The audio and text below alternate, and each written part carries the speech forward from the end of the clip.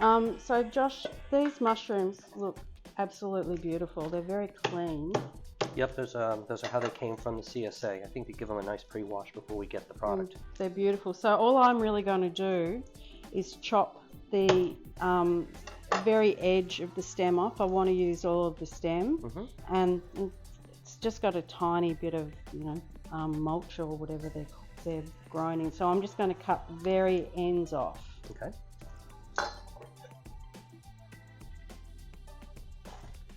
And you wanted a fine dice on the garlic, correct? Yes, please. So with these mushrooms, these are the shiitake. I'm just going to do a fine-ish julienne. Okay. And as I said, I'm going to use the stems. And what I'll actually do is I'll just keep the stems pretty much whole, and I'll just chop. I can just chop through the stems, and so some of the pieces of mushroom will just have stem attached. A little bit of stem. I just think it looks pretty. Yeah, I think it looks beautiful as well. Difference in our chopping skills. They're the exact same. The cook and the chef. You are the chef. Not. Mushrooms look lovely. They're beautiful.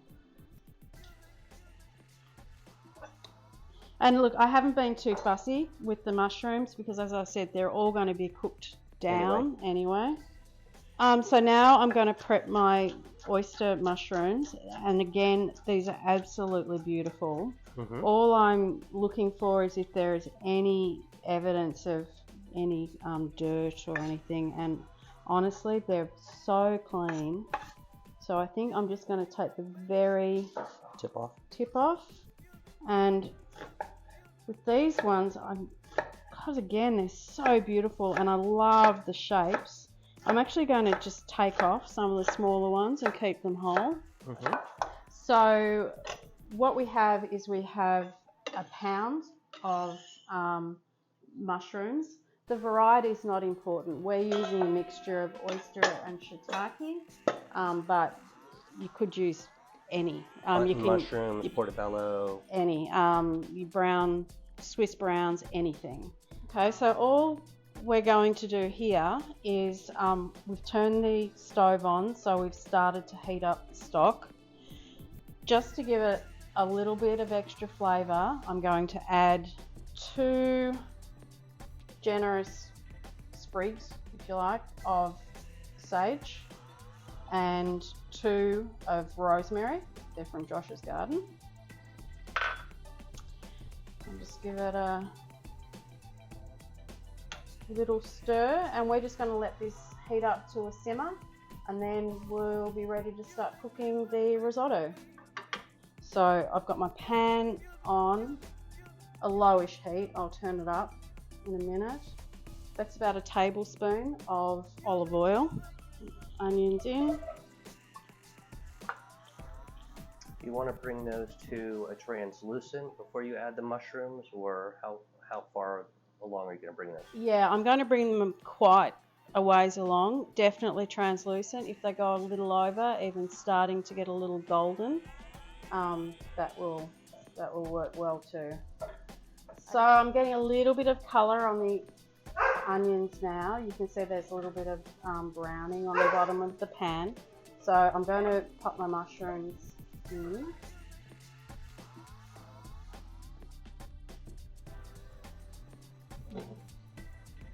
There we go. Lovely. All mushrooms in.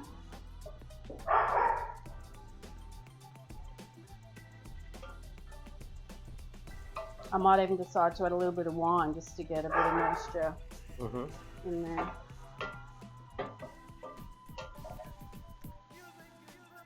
So what I'm hearing is the ability to not necessarily stick to the recipe, recognize that you need some sort of moisture to help with the cooking process, and then making the decision as to whether or not you're going to use an oil or a wine. Yeah. Which would you prefer, the wine or the olive oil? I think I'm going to put a little bit of extra oil in. Okay. I think I'm going to add a little bit of wine. And we are using a white wine. Correct. It is a Pinot Gris. Not a lot. I just want to add a little bit. That's probably not even a quarter of a cup. And at this point, would you scrape the pan to get? Yeah. So you're deglazing it. I want these to cook down more though. They're not cooked enough for what I am looking for. So they're just going to, that's better. Now they're just sucked up that wine a little bit, and I'm just going to leave them for a little longer, and I won't forget to add the garlic. And I should add some pepper and salt as the cook continues too. I think that's sufficiently cooked now to add my garlic.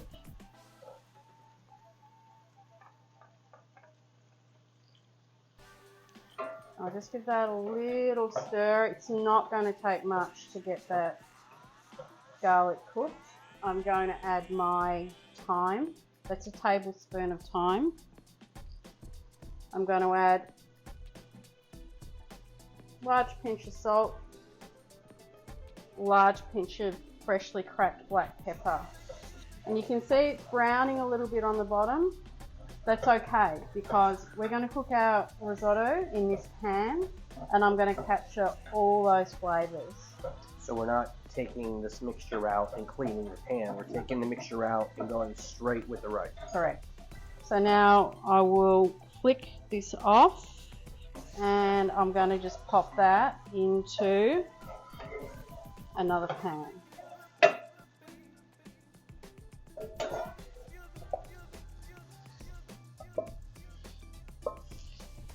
So I'm going to add just a little bit of balsamic vinegar into the mushrooms and onions. I'm going to add a tablespoon. I'll just pop that over the top. Just going to give it a really quick stir, and we're just going to let that rest. Just putting in probably, let's say, half a tablespoon of olive oil. That is very warm now, and I'm going to put in my 2 cups of arborio rice. I'm just going to give that a bit of a stir, and I want to try and get enough oil on each grain of the rice. I'm going to grab my white wine, just do a little test. Okay, I'm going to put in half a cup, roughly, of white wine, and the sizzling's good. About half a cup. Before you add more liquid, you just want to make sure that the rice has soaked up the previous amount of liquid that you've put in. So I'm just waiting, and I don't want to cook it incredibly fast. I've got a nice little simmer going. I just want this to suck up the rice that the wine that I just put in. And putting that wine in, it deglazed the pan, so all those fantastic flavors of the little brown burnt bits of the onion and the mushroom and the garlic, all those flavors have gone straight in. And you can see my pan is simmering with the stock and my herbs, and I'm going to add that at a ladle at a time, and a ladle is around about a cup. I'm going to put my first cup in now. Just pop that in, and we're doing the same thing again. We're just going to wait for the rice to soak up the liquid. So we've just about soaked up that amount of stock, so I'm going to do another ladle. It's nice to see the risotto has gotten so creamy already. Mm-hmm. And being that this is what I would say a dish that you need to be patient with, you can't rush, This is a lovely dish to make amongst friends with perhaps a cheese or charcuterie board in the middle of the table and a glass of wine and a nice conversation as the dish is being made. Yeah, and you don't have to stir it constantly, but in reality, I don't leave the stove when I'm making risotto. I stay with it, and it's therapeutic. I actually really enjoy standing here stirring the risotto. I enjoy drinking the wine So do I. as you are stirring. Well, it only takes one hand to stir risotto, right? Yeah, so let me hand you a glass of wine for your other one. Thank you. Let's do a toast to your risotto. Cheers. We're basically going to go through all of that stock that you have on the stove. Yeah, when I get down to only a few cups of the stock left, I'm going to start checking the rice to see when it's getting close to al dente. So we may not actually use all the stock, but I don't want the rice to become gluggy, and I don't want the rice to become overcooked.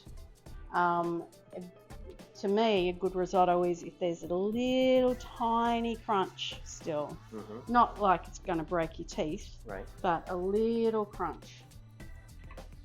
So I'm just continuing to add as the stock is being absorbed by the rice. I just continue to add my ladle of stock. And I'm not mushing it as such as I stir it. I'm just moving the grains of rice around. Looks beautiful. It smells beautiful. We need smell-o-vision, right? That is correct. Just about time to add more. I don't let it completely dry out. See how there's still just a little bit of moisture in there? And you can just see how creamy all that is down the bottom too, which is exactly what you're trying to achieve.